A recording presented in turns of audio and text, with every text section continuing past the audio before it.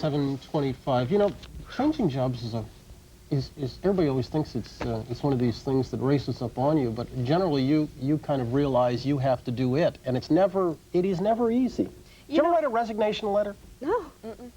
Have you? Yeah, I still got one that I wrote once upon a time. I handed it in. I mean, it was a very small staff, and I handed it to my direct boss. He took it. Check you later. But I mean, I didn't have a job on the other end. I was going to be zingo, unemployed. I mean, 8th Avenue, 46th. I mean, see you around. Well, here I am on the beginning of a new era about which I am very, very excited. And needless to say, we've had time to bring this along. And when I say we, I mean my family. This has been a big shock at home, or it was before. No longer. Does this mean you have to take the kids to school now? I will get to. This means I will get to take the... As a matter of fact, my daughter maybe have spilled the beans earlier this fall when she told the teacher that Mommy's going to have a new job and she's going to have breakfast with me. Oh. But having said that, I mean, I am very optimistic and excited about my future. This morning on the way to work, I kept telling myself that this is just like any other morning.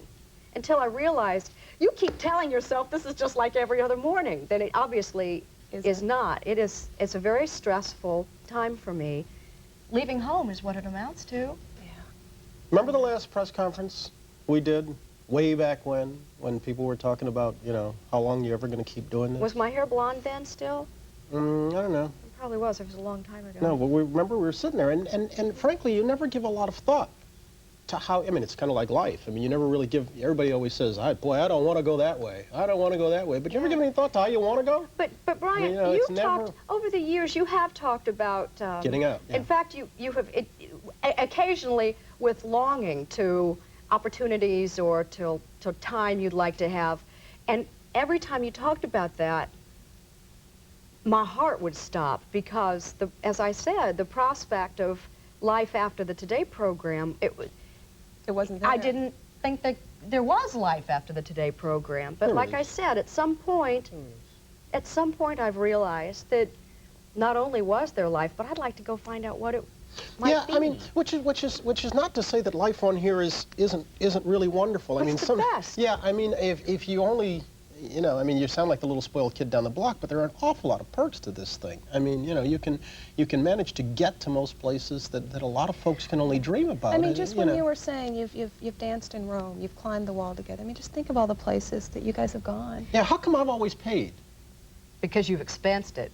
I would like to say something that probably requires some explanation, but I sometimes, I'll see a seriously pregnant woman and I'll be really jealous because she gets to go to the hospital and experience childbirth.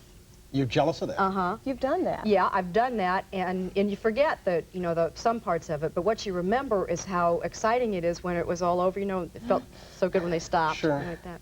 But I'm jealous of women who have that to look forward to. And I'm jealous that Deborah has this to look forward to. It is the best job in the world.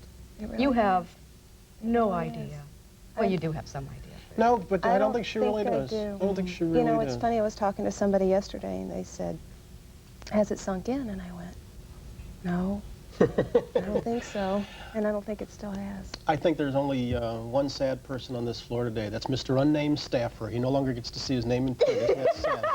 7:29. We're back in a moment. Station break.